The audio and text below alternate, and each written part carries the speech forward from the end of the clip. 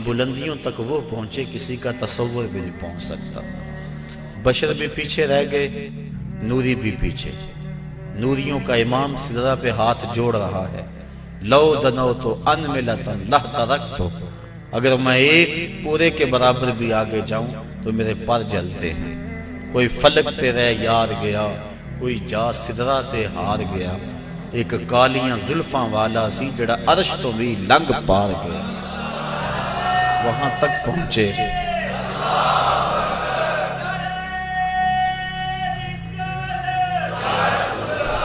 تو وہاں تک پہنچے جہاں کسی کا خیال، وہم، سوچ بھی نہیں پہنچ سکتے۔ کہا ابو الحسن تم کروڑوں سال بھی پرواز کرو، لیکن جس عرش کی چھاتی پہ میرے محبوب کے قدم آئے وہاں تمہارا خیال بھی نہیں جا سکتا۔ جس نبی کے قدم اتنے اونچے ہیں اس نبی کا سر کتنا اونچا ہوگا۔ یہ تو دماغ خراب ہو جائے تو انسان تولنے بیٹھتا ہے نا۔ بلا سنار کے چھوٹے سے ترازو پہ منوں اور ٹنوں کا حساب تو نہیں ہوتا۔ رتی، ماشا، تولے کا حساب تو سنار کا ترازو دیتا ہے، لیکن منوں ٹنوں کا حساب تو نہیں دیتا، ٹوٹ جائے گا ترازو۔ عقل کے ترازو پہ آپ مجھے تول لیں، میں آپ کو تول لوں، لیکن جو امام الانبیاء ہیں بھلا ان کا بھی وزن کیا جا سکتا ہے؟ اللہ اکبر۔ حضرت صاحبزادہ سید فیض الحسن شاہ علیہ رحمہ فرمایا کرتے تھے، تم نے حلیمہ کی بکریوں کے پیچھے پیچھے تو دیکھا، سدرہ پر جبریل کے آگے آگے کیوں نہیں دیکھا؟ تو جبریل بھی پیچھے، سارے پیچھے، جس کے قدم اتنے اونچے ہیں اس کا سر کتنا اونچا ہے۔ اللہ اکبر۔ تو میرے اور آپ کے آقا و مولا وہاں تک گئے جہاں کسی کا خیال بھی نہیں جا سکتا۔ یہ سفر، اور یہ میری زبان سے سفر نکلا، اس کو قرآن نے ویسے سیر کہا ہے، سبحان الذی اسری بعبدہ۔ اس کو قرآن نے سفر نہیں کہا، سیر کہا۔ سفر معراج نہیں، سیر معراج۔ اور آپ جانتے ہیں کہ سفر اور سیر میں کتنا فرق ہے۔ آپ صبح سیر کرنے نکلتے ہیں تو 1 کلومیٹر کا فاصلہ 1 گھنٹے میں طے کرتے ہوں گے۔ راستے میں ہر منظر پہ رکتے ہوں گے، کہیں پھول کھلا ہے تو طبیعت وہی مچل گئی، رک گئے، اس کی خوشبو سونگھتے گئے اور اس کی پتیوں کا نظارہ دیکھتے رہے۔ بندہ سیر کرے تو گھنٹے لگتے ہیں، اور اگر آپ سفر کریں تو چند لمحوں میں طے کریں گے۔ یہ معراج میں اتنی جلدی گئے اور پلٹ بھی آئے، بستر بھی گرم تھا، زنجیر بھی ہل رہی تھی، پانی بھی بہ رہا تھا، اور ہو کے آ بھی گئے۔ اتنی تیز گئے اور آئے۔ قرآن نے اس کو سفر نہیں کہا یہ میرے نبی کی ابھی سیر ہے۔ تو میرے نبی کی سیر اتنی تیز ہے، سفر کتنا تیز ہوگا۔ اور میرا خیال ہے اسی پر اگر ہم غور کر لیں، ہم کہتے ہیں جب امتی مشکل میں نبی کو پکارتا ہے تو نبی مدد کو پہنچتے ہیں۔ کہا جاتا ہے کیسے اتنی جلدی آ جاتے ہیں؟ تو ظاہر ہے کہ جب کوئی دکھی پکارے پھر نبی سیر کرتا تو نہیں آتا، پھر تو سفر کرتا آتا ہے۔ اور جس کی سیر اتنی تیز ہے اس کا سفر کتنا تیز ہوگا۔ تو محبوب خدا اتنے سریع رفتار ہیں، اور کہاں تک پہنچے انسان کی عقل تھک جاتی ہے، یہاں تک کسی کا خیال اور تصور بھی نہیں پہنچ سکتا۔ یہ ایک الگ مضمون ہے۔ میں نے آج گفتگو یہ کرنی ہے کہ اللہ تعالیٰ کے عجائب قدرت کی نشانیاں جس لیے اللہ نے اپنے محبوب کو بلایا تھا وہ کیا تھی، اور اللہ نے اپنے محبوب کو کیا دکھایا۔ سب سے بڑی نشانی اور سب سے بڑی دولت جو محبوب کے دامن میں ڈالی گئی اور حضور کو عطا کی گئی وہ اپنا دیدار تھا۔ سب سے بڑی دولت جو اللہ تعالیٰ نے اپنے محبوب کو عطا فرمائی وہ اپنا دیدار تھا۔ رخ سے پردہ ہٹا دیا اور محبوب کو اپنا جلوہ دکھا دیا۔ اللہ اکبر۔ اعلیٰ حضرت امام اہل محبت امام الشاہ احمد رضا خان فاضل بریلوی علیہ رحمہ فرماتے ہیں، اور غیب بلا تم سے کیا نہاں ہو، جب خدا ہی تم سے نہ چھپا تم پہ کروڑوں درود۔ اب اس میں بھی اختلاف ہے کہ کیا دیدار الہی حضور نے معراج کی رات کیا تھا یا نہیں کیا تھا۔ بعض لوگوں کا موقف یہ ہے کہ حضور گئے تھے اور سدرۃ المنتہا کے پاس جبریل امین کو دیکھ کر آ گئے تھے۔ اللہ تعالیٰ کا دیدار نصیب نہیں ہوا۔ اگر یہ بات ہے تو پھر معراج موسیٰ علیہ السلام اور معراج مصطفیٰ میں فرق کیا ہوا کہ انہوں نے بھی نہ دیکھا اور یہ بھی نہ دیکھ سکے؟ اور جبریل کو اگر دیکھنے گئے تھے، جبریل تو 26,000 مرتبہ حضور کی چوکھٹ پہ آیا تھا، تو پھر حضور علیہ السلام وہاں گئے۔ اللہ تعالیٰ نے سورہ نجم کے اندر بیان فرمایا کہ ما کذب الفؤاد ما رأى، ما کذب الفؤاد ما رأى، جو آنکھ نے دیکھا دل نے اس کی تکذیب نہیں کی بلکہ تصدیق کر دی۔ تصدیق کون کرتا ہے؟ ایک شخص اچانک یہاں نظر آئے اور میں گمان کروں کہ یہ فلاں شخص ہے، تو میں آپ سے پوچھوں جناب یہ وہی ہے؟ تو جس نے اسے دیکھا ہوگا، جو اسے پہچانتا ہوگا، وہی کہے گا نا جناب ہاں یہ وہی ہے۔ اور جس نے میری طرح پہلی مرتبہ دیکھا ہے وہ تصدیق تو نہیں کر سکتا۔ تصدیق تو وہ کرتا ہے جس نے پہلے دیکھا ہو۔ اب اللہ قرآن میں کہتا ہے ما کذب الفؤاد ما رأى، جو آنکھ نے دیکھا دل نے اس کی تائید کی۔ آنکھ نے دل سے پوچھا یہ وہی ہے، تو دل نے کہا ہاں وہی ہے جو درد بن کے رہتا تھا۔ تو معلوم ہوا کہ قلب مصطفیٰ پہلے دیکھ چکا تھا، آنکھ نے آج دیکھا تھا۔ تو جس کو دل نے دیکھا ہو جب آنکھ اسے دیکھ لے تو اسے معراج کہتے ہیں۔ تو باقی رہا بات دل کے دیکھنے کا، امام عبد الوہاب شعرانی علیہ رحمہ آپ فرماتے ہیں کہ حضور علیہ السلام کو 34 مرتبہ معراج ہوا ہے۔ 33 مرتبہ حضور کو قلبی اور روحانی معراج ہوا ہے، اور 1 مرتبہ سر کی آنکھوں سے اپنے رب کو دیکھا ہے۔ تو دل تو پہلے بھی جلوے پا چکا تھا، دل کو پہلے بھی انوار کی دولت ملی تھی، اور آنکھ نے آج پہلی بار دیکھا تھا۔ تو جو دل میں ہو جب سامنے آ جائے تو اسے معراج کہتے ہیں۔ تو ما کذب الفؤاد ما رأى، آنکھ نے جو دیکھا پھر دل نے اس کی تائید کر دی، تصدیق کر دی، تردید نہیں کی۔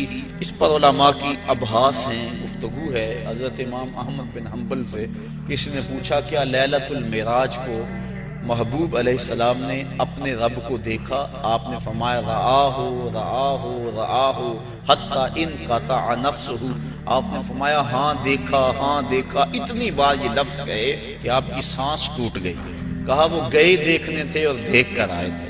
اور اللہ تعالیٰ جل شانہ نے سورہ نجم کے اندر اس بات کو بڑی تفصیل کے ساتھ بیان فرما دیا کہ ارشاد فرمایا ما کذب الفؤاد ما رأى، جو آنکھ نے دیکھا دل نے اس کی تصدیق کی۔ افتمارونہ علی ما یرا، تو کیا تم ان سے ان کے دیکھے ہوئے پر جھگڑتے ہو، تم بحث کرتے ہو ان کے دیکھے ہوئے پہ؟ آگے سنیے ذرا قرآن نے کیا کہا، وَلَقَدْ رَآهُ نَزْلَةً أُخْرَى، اچھا پھر سنو، اس نے 1 بار نہیں 2 بار دیکھا۔ تم ان کے دیکھے پہ جھگڑتے ہو کہ دیکھا کہ نہیں دیکھا؟ افتمارونہ، کیا تم ان سے بحث کرتے ہو؟ الا، اس بات پر، ما یرا، انہوں نے جو دیکھا۔ کہا وَلَقَدْ رَآهُ نَزْلَةً أُخْرَى، تو انہوں نے 2 مرتبہ دیکھا۔ اللہ اکبر۔ اور پھر آگے چل کے ارشاد فرمایا ما زاغ البصر وما طغى، اور ایسا دیکھا کہ آنکھ بھی نہیں جھپکی، آنکھ بھی نہیں جھپکی، نہ آنکھ جھپکی نہ حد سے بڑی۔ جب بندہ سورج کو دیکھتا ہے تو نظر چندھیا جاتی ہے اور دیکھ نہیں پاتا۔ حضرت موسیٰ علیہ السلام جلال خداوندی کی تاب نہ لا سکے، خرّ موسیٰ صاعقہ، قرآن نے کہا، زمین پہ بے ہوشی ہوئی اور تشریف لے آئے، اور جب سر اٹھایا اٹھے انی تبت الیک کے نغمے گانے لگے۔ لیکن یہاں کیا ہے؟ آنکھ بھی نہیں جھپکی، اور آنکھ میں طغیانی اور سرکشی بھی نہیں آئی۔ یہ کون کہہ رہا ہے؟ مالک کہہ رہا ہے کہ ایسا دیکھا کہ آنکھ بھی نہیں جھپکتا، نہ حد سے بڑھتی ہے آنکھ اور نہ آنکھ چندھیاتی ہے۔ دنیا پہ ضابطہ یہ ہے کہ جب کسی منظر کو کوئی ناظر دیکھے تو ناظر منظر کی تعریف کرتا ہے۔ گرمیوں میں آپ شمالی علاقہ جات میں نکل جاتے ہیں، وادی کیلاش میں چلے جاتے ہیں، سوات، کاغان، کتنی خوبصورت وادیاں اللہ نے پاکستان کو عطا فرمائی ہیں۔ وہاں آپ جاتے ہیں، جب واپس پلٹتے ہیں تو دوستوں کے سامنے منظر کشی کرتے ہیں کہ پہاڑوں سے اترتی ہوئی آبشاریں، گنگناتی ہوئی ندیاں اور درختوں کی وہ قطاریں پریوں کی صورت کے اندر پہاڑوں پہ موجود تھی، برف پوش وادیوں کا بھی تذکرہ کرتے ہیں، اٹکیلیاں کرتے ہوئے دریاؤں کے پانیوں کا تذکرہ کرتے ہیں۔ آپ پلٹ کے آ کے منظر نگاری کرتے ہیں کہ حد ہو گئی، کیسا حسن تھا۔ علامہ اقبال علیہ رحمہ جب ان علاقوں میں گئے، کشمیر کے علاقوں میں، تو انہوں نے آ کر کہا من خدارا آنجا دیدم بے حجاب، لوگوں میں اس کو وہاں بے حجاب دیکھ کر آیا۔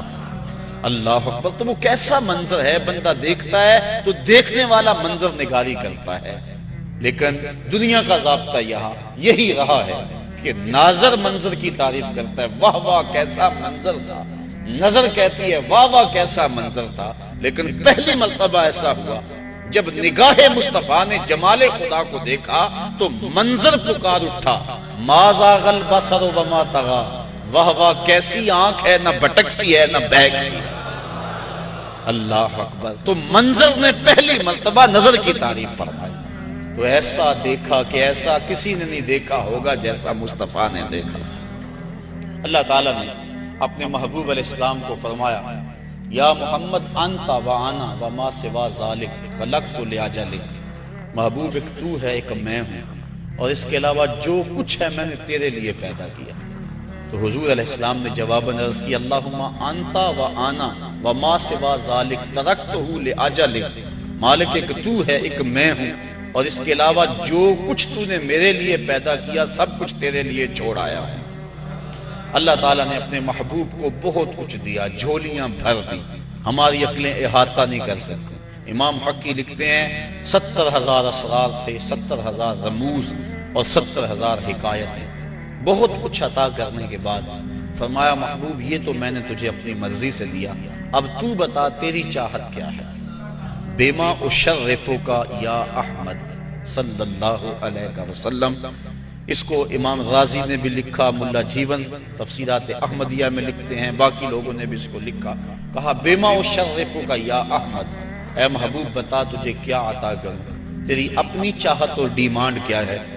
اب 1 منٹ کے لیے میں آپ کو اختیار دے دوں، مجھے اختیار دیا جائے کہ مانگو کیا مانگنا ہے، تو ہمارے سوال سے ہماری ذہنی اپروچ کی خبر ہو جائے گی، کس کی سوچ کتنی بلند ہے، کیا مانگتا ہے۔ کسی کے سوال سے اس کے اندر کی کیفیت سمجھ میں آ جاتی ہے، کسی کی عظمت کا اندازہ کرنا ہو تو اس کے سوال سے اندازہ کیا جا سکتا ہے۔ اب اللہ نے اپنے محبوب کو اختیار دیا کہ محبوب مانگ کیا مانگتا ہے۔ اب دیکھیے حضور کا انتخاب کہ حضور نے کیا مانگا۔ جب کہا بیما اشرفک، تجھے کس چیز سے نوازوں، تو عرض کی بنسبتی الیک شرفنی بالعبودیہ، اے اللہ ساری زندگی میں نے کہا کہ تو میرا رب ہے، سجدوں میں، قیام میں، رکوع میں، بدر کی وادی میں پتھر کھانے کھائے، اور میں نے کہا کہ تو میرا رب ہے، مطاف میں، حتیم میں، کعبۃ اللہ میں، سین حرم میں، ہر جگہ میں نے کہا کہ تو میرا رب ہے۔ آج تو بھی تو کہہ دے کہ تو میرا بندہ ہے، بنسبتی الیک شرفنی بالعبودیہ، آج تو مجھے بندہ کہہ کے پکار دے۔ تو اللہ تعالیٰ نے اپنے محبوب علیہ السلام کو معراج کے واقعہ میں جہاں بھی پکارا عبد کہہ کے، سبحان الذی اسری بعبدہ فاوحی الی عبدہ ما اوحی، اور پھر 50 نمازوں کا تحفہ دے کر حضور علیہ السلام کو روانہ کیا۔ تفصیلات بہت ساری ہیں، اختصار کے ساتھ اپنے مضمون کی طرف آ رہا ہوں۔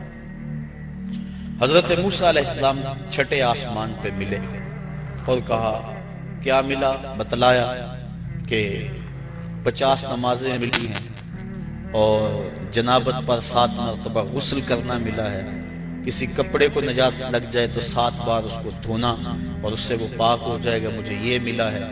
اللہ کی بارگاہ میں حاضر ہوا اور یہ تحائف لے کر پلٹا ہوں۔ تو حضرت موسیٰ علیہ السلام نے کہا کہ آپ کی امت اتنا بوجھ برداشت نہیں کر سکتی، چونکہ میں بنی اسرائیل کا تجربہ رکھتا ہوں، یہ 50 نمازیں نہیں پڑھیں گے۔ اللہ کی بارگاہ میں جائیں اور تخفیف کی درخواست کریں۔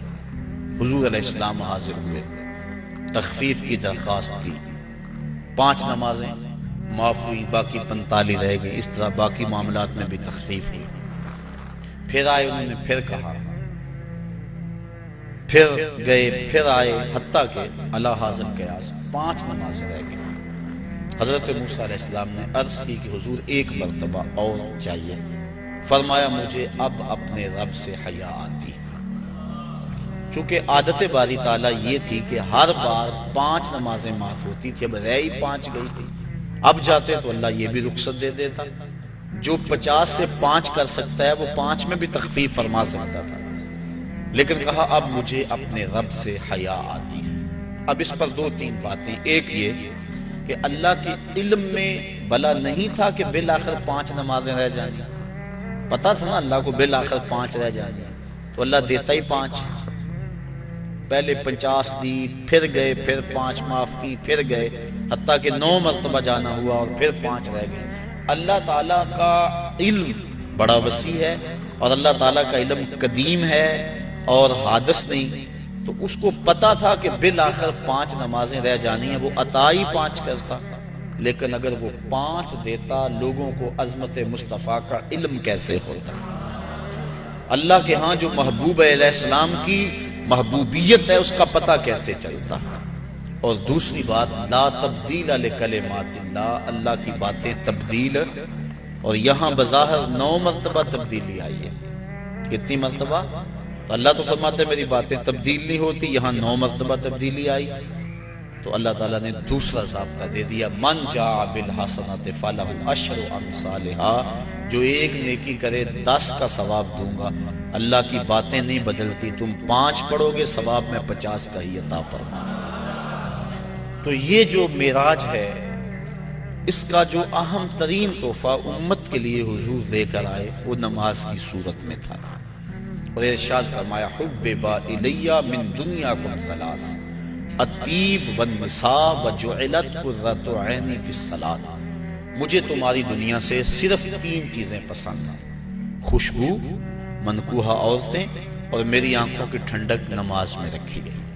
اور یہ بھی فرمایا الصلاۃ معراج المؤمنین، نماز مومنوں کا معراج ہے، اللہ اکبر۔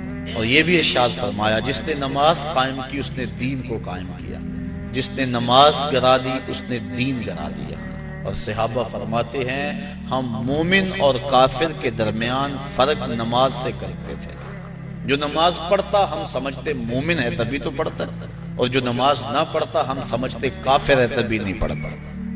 اور کل قیامت کے دن اللہ تعالیٰ سب کو ارشاد فرمائے گا کہ مجھے سجدہ کر، آج کوئی کرتا ہے یا نہیں کرتا، کل تو چاہے گا، لیکن جو نماز نہیں پڑھتا ہوگا باوجود آرزو رکھنے کے اس کی کمر اکڑ جائے گی اور وہ اللہ کو سجدہ نہیں کر سکے گا۔ اور پھر جس صف میں دشمنان خدا کھڑے ہوں گے، فرعون، حامان، ابی بن خلف، بے نمازی کو صف میں کھڑا کر دیا جائے گا۔ ہم میں سے کیا کوئی گوارا کرتا ہے کہ فرعون کے کندھے سے کندھا جوڑ کے کھڑا ہو جائے اور اس صف پر لعنتیں برس رہی ہوں گی جس صف میں یہ لوگ کھڑے ہوں گے؟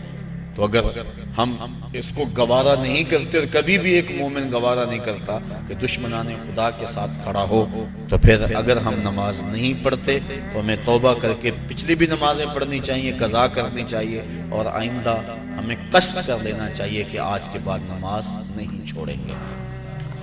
حضرت ابو ذر غفاری رضی اللہ تعالی عنہ کے ساتھ حضرت عثمان رضی اللہ تعالی عنہ تھے۔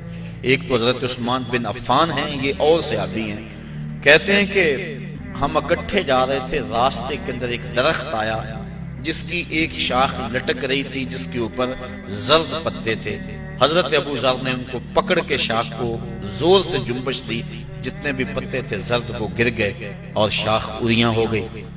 میں اس منظر کو دیکھ کے محظوظ ہوتا رہا۔ پھر حضرت ابو ذر غفاری میری جانب متوجہ ہوئے اور کہنے لگے اے عثمان، تو نے پوچھا نہیں کہ میں نے اس شاخ کو یوں پکڑ کے جھٹکا کیوں دیا ہے؟ تو کہتے ہیں میں نے کہا اچھا پھر آپ بتا دیں کہ آپ نے شاخ کو جھٹکا کیوں دیا ہے۔ کہا ایک دن میں حضور کے ساتھ جا رہا تھا، راستے میں ایسا ہی ایک درخت آیا اور اس کی شاخ تھی جس پہ زرد پتے تھے، آقا کریم نے اس کو پکڑ کے جنبش دی، پتے یوں ہی جھڑ گئے۔ میں اس منظر کو دیکھ رہا تھا، آقا کریم نے میری طرف دیکھ کر کہا ابو ذر تو نے پوچھا نہیں میں نے شاخ کو جنبش کیوں دی ہے؟ تو میں نے یوں عرض کی حضور آپ بتا دیں کہ آپ نے کیوں جنبش دی؟ تو کہا اے ابو ذر، جس طرح میں نے شاخ کو جنبش دی اور سارے پتے جھڑ گئے، اس طرح جب کوئی بندہ نماز کے لیے کھڑا ہو جاتا ہے سارے گناہ جھڑ جاتے ہیں۔ آقا کریم علیہ السلام نے معراج کی رات جو خاص چیزیں دیکھیں اور امت کو بیان فرمائیں، لِنُرِيَهُ مِنْ آیاتنا، اور معراج کا مقصد تھا محبوب کو بہت کچھ دکھلانا، سب سے بڑی دولت اپنا دیدار اور بہت کچھ۔ جنت دوزخ کا جو ہے حضور نے مشاہدہ کیا تو حضور نے کچھ لوگوں کو دیکھا کہ ان کے سر پتھر کے ساتھ کچلے جا رہے تھے، اور پھر اس کے بعد پھر وہ ٹھیک ہو جاتے، پھر دوبارہ ان کو کچلا جاتا۔ تو جبریل امین سے حضور علیہ السلام نے پوچھا کہ یہ کون لوگ ہیں اور ان کے سر کیوں کچلے جا رہے ہیں؟ تو جناب جبریل امین نے عرض کی کہ حضور یہ وہ لوگ ہیں کہ جن کے سر نماز کی وجہ سے بوجھل رہا کرتے تھے، اور آج ان کو یہ سزا دی جا رہی ہے۔ تو نماز سے سروں کا بوجھل رہنا یہ اس قدر کبھی امر ہے کہ قیامت کے دن اس کی سخت سزا ہوگی۔ آپ نے علماء سے سینکڑوں بار یہ سنا، اول ما یحاسب بہ العبد یوم القیامہ الصلاۃ، قیامت کے دن بندے سے سب سے پہلا سوال نماز کا کیا جائے گا، اور اگر پہلا سوال کا جواب بھی نہ آیا اگلی باتیں تو بعد میں ہیں، اس لیے ہمیں قصد کرنا چاہیے کہ آج کے بعد نماز نہیں چھوڑیں گے۔ حضور علیہ السلام نے معراج کی رات ایک شخص کو دیکھا، لکڑیوں کا ایک بہت بڑا گٹھا تھا جس کو اٹھانے کی کوشش کرتا تھا، لیکن اس سے وہ اٹھایا نہیں جاتا تھا، بھاری تھا، اس کی طاقت سے زیادہ تھا، لیکن اس کے باوجود وہ دائیں بائیں سے لکڑیاں اس کے اندر شامل کرتا تھا۔ پوچھا کہ یہ کون شخص ہے؟ اس کا جو گٹھا ہے لکڑیوں کا وہ پہلے بڑا بھاری ہے، اور مزید وہ لکڑیاں دائیں بائیں سے لے کر اس کے اندر شامل کر کے اس کو مزید وزنی کرتا چلا جا رہا ہے۔ تو عرض کی کہ حضور یہ آپ کی امت کا وہ شخص ہے کہ جس کے پاس لوگوں کی کثرت کے ساتھ امانتیں موجود ہیں، اور وہ ان کو ادا کرنے کی پوزیشن میں نہیں، لیکن اس کے باوجود اور امانتیں پکڑتا چلا جا رہا ہے، اور اس بات میں حدیث ہے کہ لوگ میرے پاس پیسے امانتیں جمع کروائیں۔ تو کل قیامت کے دن اس صورت کے اندر جو ہے وہ اس کی سزا دکھلائی گئی کہ اس گٹھے کو اٹھانے کی کوشش کرتا ہے۔ اور ایک روایت میں آتا ہے کہ کل قیامت کے دن جس شخص نے لوگوں کی امانتیں دینا ہوں گی تو اس کو لوگ پکڑیں گے اور کہیں گے ہماری امانتیں واپس کر۔ وہ کہے گا اب اس وقت تو میرے پاس کچھ نہیں۔ اسے فرمایا جائے گا کہ جو ان لوگوں کی امانتیں تیرے پاس ہیں وہ ایک جگہ رکھی ہوئی ہیں، اگر تو ان کو وہاں سے لا کر کے دے دے تو تیری جان چھوٹ سکتی ہے۔ تو وہ کہے گا کہ کہاں ہیں؟ تو اس کو جہنم کے دروازے پہ لے جایا جائے گا، اور پھر کہا جائے گا اس جہنم میں اتر، اس کے پیندے میں امانتیں رکھی ہیں اور وہ نکال کے لوگوں کو دے۔ اور حدیث کی روح سے جہنم کی جو گہرائی ہے وہ 70 سال لگتے ہیں اس کی تہہ تک پہنچنے میں۔ آقا کریم تشریف فرما تھے کہ ایک دھماکے کی آواز آئی، پوچھا صحابہ اس آواز کو سنا؟ عرض کی ہاں۔ فرمایا کہ یہ آواز کیسی ہے؟ اللہ و رسولہ عالم۔ عرض کی اللہ اس کا رسول جانتا ہے۔ فرمایا 70 سال قبل جہنم میں ایک پتھر پھینکا تھا، اب وہ پیندے پہ گرا ہے، یہ اس کے گرنے کی آواز ہے۔ تو 70 سال جاتے ہوئے لگتے ہیں اور 70 سال آتے ہوئے لگتے ہیں۔ بعض لوگ کہہ دیتے ہیں یار اگر جہنم میں گئے بھی تو ایک جھٹکا لگے گا، اگر ایک جھٹکا بھی لگا تو 140 سال لگ جائیں گے۔ فما اصبرهم علی النار، لوگوں کا آگ پر کتنا بڑا حوصلہ ہے کہ وہ ایسی باتیں کر جاتے ہیں۔ اب اس کو 70 سال جہنم کے پیندے تک اترنے میں لگیں گے، وہاں واقعی امانتیں جو لوگوں کی اس نے پکڑی ہوئی ہوں گی وہ موجود ہوں گی، ان کو پکڑ کے پھر 70 سال تک اوپر آئے گا، اور جب وہ کنارے پہ آ کے باہر نکلنے لگے گا پھر پاؤں پھسل جائے گا، اور پھر 70 سال تک لڑکتا ہوا نیچے چلا جائے گا، پھر 70 سال بعد آئے گا، اور جب اس کی دیوار کے آخر تک پہنچے گا لیکن پھر اس کا پاؤں پھسل جائے گا۔ لوگوں کی امانتیں ہڑپ کرنے والے کو قیامت کے دن یہ سزا دی جائے گی۔ میں اور آپ اتنا بوجھ اٹھائیں جتنا ہم اٹھا سکتے ہیں، اور ہمیں دیکھیں کہ ہم ہمارے ذمے جو ہے وہ کسی کا غصب کیا ہوا، کسی سے رشوت میں لیا ہوا، اور کسی کی مجبوری سے فائدہ حاصل کر کے اس سے مال لیا ہوا، اور دیوار رکھتے ہوئے ہم سائے کے 2 انچ دبائے ہوئے ہم سب کچھ دیکھ سکتے ہیں اور اپنے مستقبل کی منصوبہ بندی کر سکتے ہیں۔ حضور علیہ السلام آگے گئے تو آقا کریم نے دیکھا کہ کچھ عورتیں ہیں کہ جو چھاتیوں کے بل لٹکائی گئی۔ فرمایا کہ یہ کون سی خواتین ہیں؟ تو عرض کی کہ حضور آپ کی امت کی یہ وہ عورتیں ہیں جو زنا کیا کرتی ہیں اور آج ان کو یہ سزا دی جا رہی ہے۔ اس سے آگے بڑھے تو دیکھا کہ کچھ لوگوں کے سامنے خوشبودار اور چھوٹے چھوٹے ٹکڑے گوشت کے پڑے ہوئے ہیں لیکن وہ اس کو نہیں کھا رہے۔ آگے بدبودار اور متعفن کھانا پڑا ہوا ہے، گوشت پڑا ہوا ہے، وہ اس کو کھا رہے ہیں۔ پوچھا کہ یہ کون لوگ ہیں؟ تو جبریل نے عرض کی کہ آپ کی امت کے یہ وہ لوگ ہیں کہ جن کو حلال بیویاں میسر تھی لیکن اس کے باوجود وہ بازاری عورتوں سے اپنا منہ کالا کیا کرتے تھے، تو کل قیامت کے دن ان کو سخت سزا دی جائے گی۔ آگے بڑھے تو حضور علیہ السلام نے دیکھا کہ کچھ لوگ ہیں کہ جن کے پیٹ بہت بڑے ہیں اور ان کے اندر سانپ ہیں، تو وہ کھڑے ہوتے ہیں لیکن پیٹ کا بہت بڑا ہونا ان کو کھڑا نہیں ہونے دیتا، پھر گر جاتے ہیں۔ پوچھا کہ یہ کون لوگ ہیں؟ تو بتلایا گیا کہ یہ وہ لوگ ہیں جو سود کھایا کرتے تھے۔ سود کی حرمت قرآن مجید میں بڑی وضاحت کے ساتھ آئی اور فرمایا سود لینے والا، حضور نے ارشاد فرمایا سود دینے والا، سود کی رقم پہ گواہ بننے والا اور سود کی رقم کے معاملے کو لکھنے والا گناہ میں برابر کے شریک ہے۔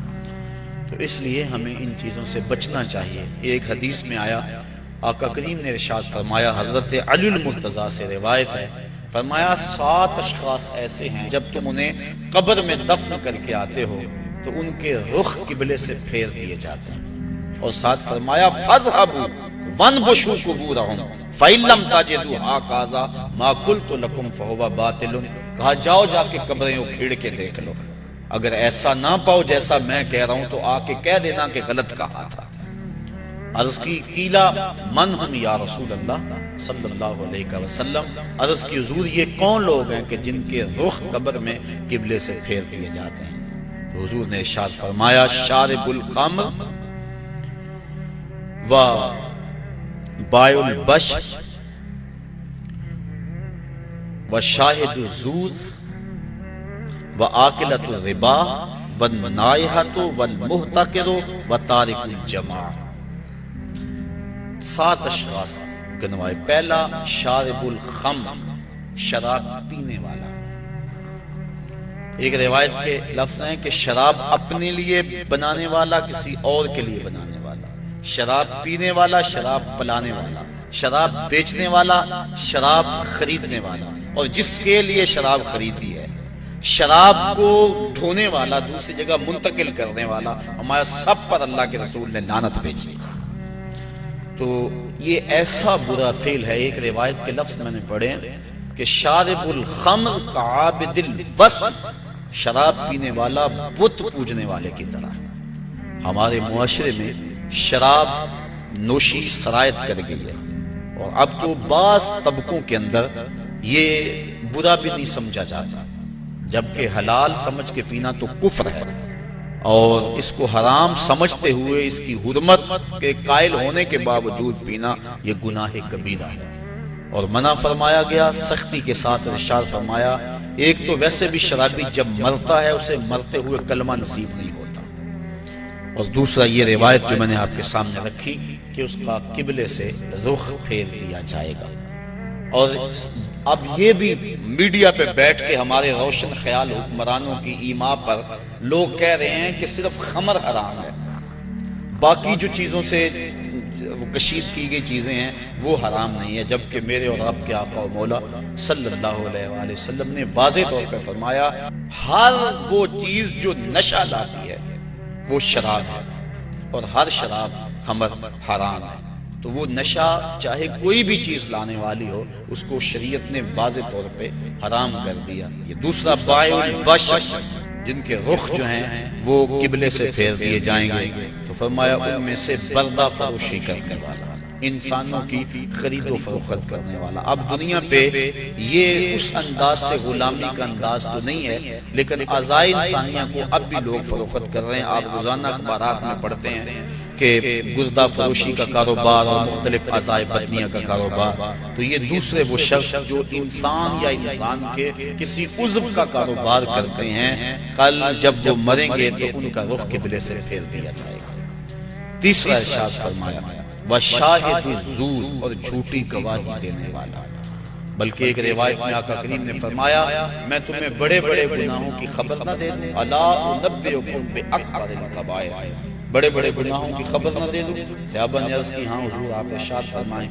فرمایا الاشراک باللہ وعقوق الوالدین الا وقول الزور، اور ایک فرمایا وشہادت الزور۔ یہ مختلف اقوال ہیں احادیث میں، مختلف احادیث میں، تو شہادت الزور جھوٹی گواہی کو حضور علیہ السلام نے جو ہے وہ اکبر الکبائر میں شمار کیا۔ اور چوتھا فرمایا سود کھانے والے، سود لینا، سود دینا، سود لکھنا، اس کی رقم پر گواہ بننا، ان وزر میں فرمایا چاچا برابر ہیں۔ اور ایک روایت ہے صحاح کی، ارشاد فرمایا کہ سود کے گناہ کے 70 درجے ہیں، اور کم سے کم درجہ اپنی ماں سے زنا کرنا۔ اب میں اور آپ دیکھیں اور اپنی زندگی کی راہ کو درست کریں۔ آگے فرمایا وَالنَّائِحَاتُ، نوحہ کرنے والی عورتیں جب قبر میں جائیں گی تو ان کا رخ پھیر دیا جائے گا۔ جب کوئی شخص فوت ہو جاتا ہے تو صبر کا حکم ہے، آنکھوں کا غم اور دل کا غم رحمان کی طرف سے، ہاتھوں کا اور زبان کا غم شیطان کی طرف سے۔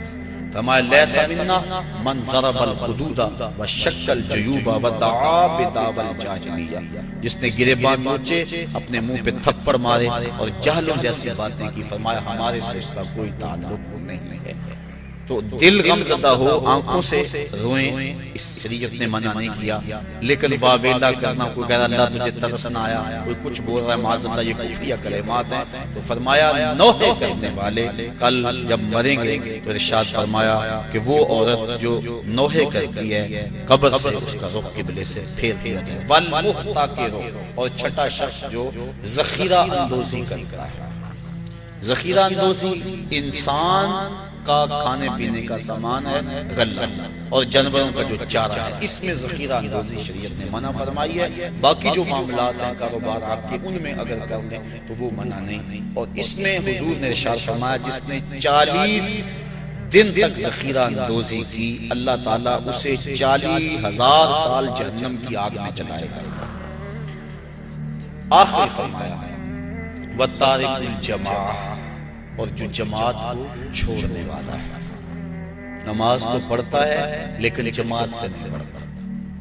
حضرت محمد بن سماعہ ایک بزرگ، امام محمد بن حسن الشیبانی کے شاگرد، اور امام محمد بن حسن الشیبانی امام اعظم کے شاگرد۔ محمد بن سماعہ کہتے ہیں 103 سال عمر پائی، کہتے ہیں 40 سال بیت گئے، جماعت کیا میری تکبیر اولیٰ بھی قضا نہ ہوئی، میری والدہ کا انتقال ہو گیا، بس مصروفیت ایسی ہوئی، صدمہ ایسا پڑا کہ میں مسجد میں آیا، سلام پھر گیا تھا، جماعت ہو چکی تھی، بڑا پریشان ہوا کہ زندگی میں کبھی کوئی تکبیر اولیٰ بھی نہیں رہی، آج جماعت بھی جاتی رہی۔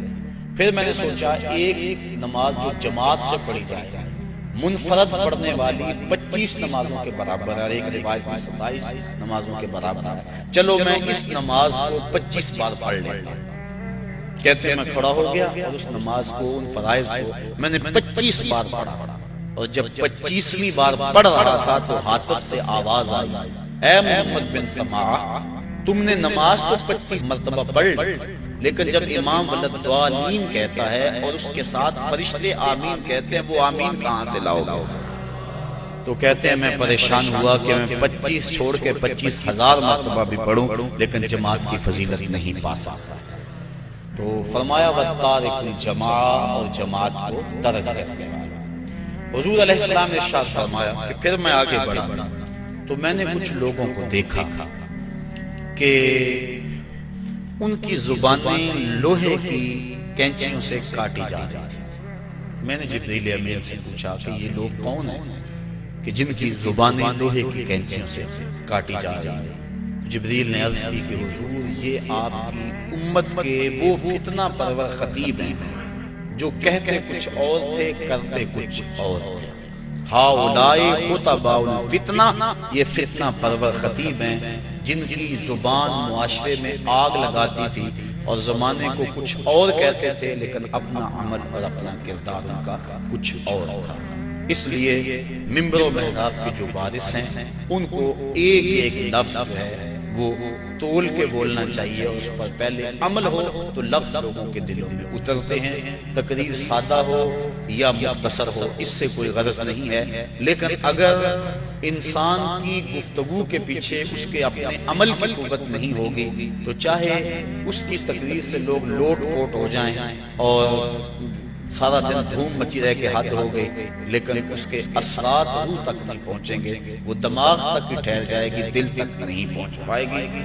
اس لیے فرمایا یہ آپ کی امت کے وہ فتنہ پرور خطیب ہیں کہ جو زبان سے کچھ اور کہتے ہیں